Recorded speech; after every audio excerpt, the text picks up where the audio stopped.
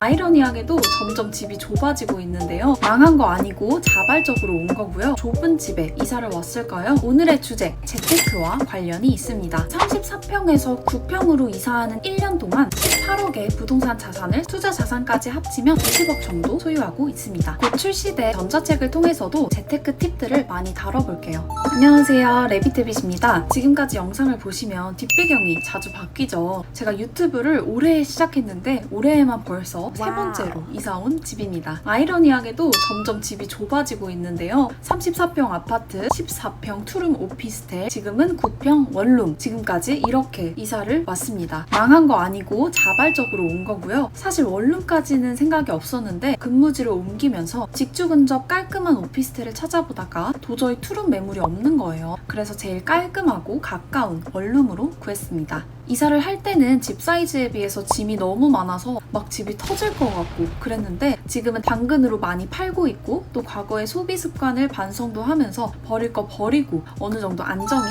되었습니다. 어때요? 깔끔하죠? 무엇보다 의도치 않게 고정비인 월세가 줄어서 너무 좋아요. 그렇다면 저는 왜 자발적으로 좁은 집에 이사를 왔을까요? 바로 오늘의 주제, 저의 재테크와 관련이 있습니다. 저는 많은 재테크 중에 부동산을 주축으로 재테크를 하고 있는데 이번 영상에서 그 이야기를 해보려고 해요. 그럼 같이 가보실까요? 저는 34평에서 9평으로 이사하는 1년 동안 18억의 부동산 자산을 소유하게 되었습니다. 투자 자산까지 합치면 지금 자산은 약 20억 정도 소유하고 있습니다. 어떻게 했냐고요? 우선 큰 골조는 부동산 상승장에 대비해서 미래 남편이 될 남자친구와 각 2주택 총 합쳐서 4주택을 보유하는 것이 목표였고 1년 만에 둘이 같이 힘을 합쳐서 3주택까지 성공을 했습니다. 일시적 1가구 2주택 비과세 전략을 활용해서 최종 종착지는 서울의 입지 좋은 아파트를 자가로 소유하는 것을 목표로 하고 있어요. 이사를 하게 된 배경은 우선 지금 나이대 큰 집에서 살 필요는 없다고 생각했어요. 첫 번째 34평 집을 매매할 때 실거주용으로 매매를 하긴 했지만 그 집을 4인 가족에게 전세를 주고 회사와 가까운 오피스텔의 월세로 이사를 갔어요. 이 전략은 아파트 투자의 정석이라는 책에서 인사이트를 얻어서 고민 끝에 그래 젊을 때 해보자 라는 마음을 먹었고 실행으로 옮긴 케이스입니다. 아파트 투자에 관심 있는 분들은 이 책 정말 추천드려요. 그 다음 경매로 인천에 있는 아파트 두 번째 집을 싸게 낙찰을 받았고 지금 월세를 받으면서 대출에 대한 이자를 충당하고 있어요. 그리고 최근에 세 번째 집으로 분당 재건축 아파트를 급매로 매매를 하였고 11월에 1기 신도시 재건축 선도지구로 선정이 되어서 재건축이 되기를 진심으로 바라고 있습니다. 꼭 재건축이 되지 않더라도 시세 대비 5천만 원 정도를 싸게 샀기 때문에 어느 정도 안전 마진이 있고 분당 쪽에 있는 직장 캠퍼스와 아주 가까운 거리의 아파트이기 때문에 나중에 저희가 신혼집으로 실거주를 할 생각도 갖고 있습니다. 저는 투자에 대한 성향과 생각은 다들 다르다고 생각해요. 그렇기 때문에 특정한 정답이 있는 것도 아니고요. 저도 다양한 투자에 열린 마음으로 접근을 하고 그 중에 저와 가장 잘 맞을 것 같은 투자를 하는 것이기 때문에 여러분도 주변에 재테크하는 친구 만나서 이야기를 듣고 인사이트를 얻는다는 느낌으로 영상을 시청해 주셨으면 좋겠어요.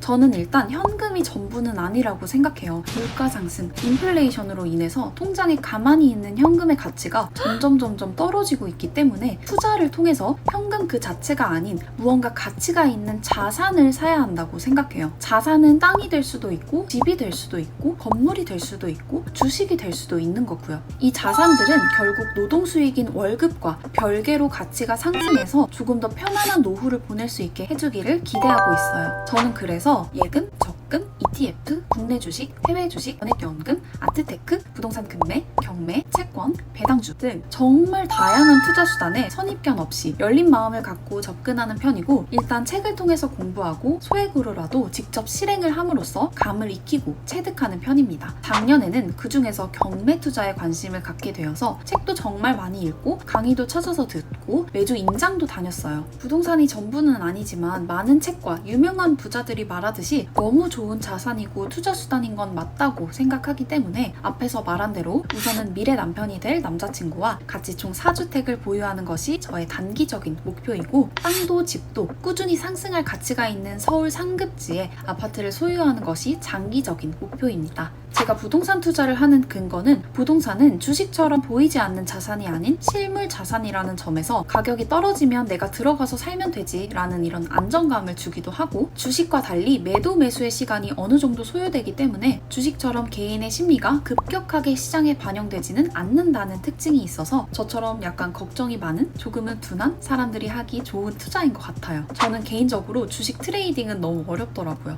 또 부동산 투자는 주택담보대출이라는 레버리지가 충분히 가능하고 5년 안에 부동산 공급이 급격히 줄어들게 되면 또 한 번의 상승장이 올 것을 기대하기 때문입니다. 이러한 이유로 저는 지금이 무주택자인 분들이 집을 사기에 정말 좋은 시기라고 생각해요. 하지만 아무 집이나 사면 안 되고 꼭 입지 분석을 통해서 오를 가치가 있는 똘똘한 집을 사는 것을 추천드립니다. 제 부동산 투자 성향은 단타보다는 장기 보유라서 미래 가치가 있어서 확실히 오를 것 같은 똘똘한 아파트들에 투자를 하고 있고, 겁도 많고 또 신중한 성격이라 영끌은 안 된다라는 주의입니다. 그래서 매매하기 전에 입지 분석, 호재, 비과세 전략을 꼼꼼히 공부하고 투자를 하고 있어요. 여러분도 부동산 투자에 대한 생각이 있고 또 처음으로 하는 투자라면 투자용 집보다는 내가 들어가서 살아도 좋을 집의 시선에서 애정을 갖고 꼼꼼히 입지 분석을 하는 것을 추천드려요.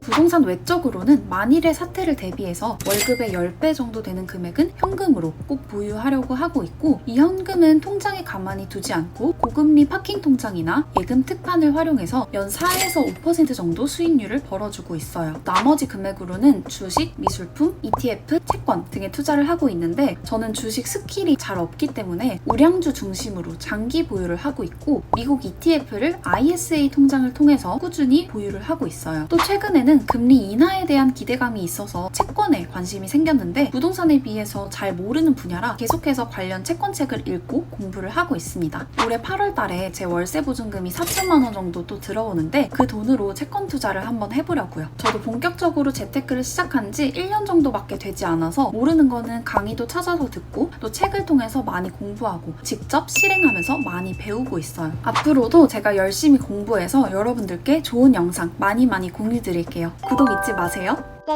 마지막으로 아주 강력한 재테크, 절약에 대해서 말씀을 안 드릴 수가 없는데요. 특히 우리 같은 사회초년생들은 절약이 정말 최고의 재테크라고 생각해요. 주변에서 들어봐도 결혼하기 전이나 아이 낳기 전인 시기가 가장 돈이 안 들 때라고 하더라고요. 당장 결혼 준비만 생각해도 평상시보다 정말 많은 돈이 들잖아요. 그래서 저는 지금 나이 때 많이 아끼자라고 생각을 하고 많이 노력하고 있어요. 예를 들면 미용실, 화장품, 옷, 신발 같은 것들은 협찬을 통해서 많이 해결을 하고 있고, 옷, 가방, 차, 명품에 대한 관심보다는 재테크에 대한 관심으로 머릿속을 많이 채우려고 하고 있어요. 관련 단톡방에 들어가 있으면 자연스럽게 경제 뉴스도 알게 되고 소식을 접하게 되면서 진짜로 관심이 생기더라고요. 곧 출시될 제 전자책을 통해서도 제가 생활비를 아끼는 꿀팁들과 사회초년생 재테크 팁들을 많이 다뤄볼게요.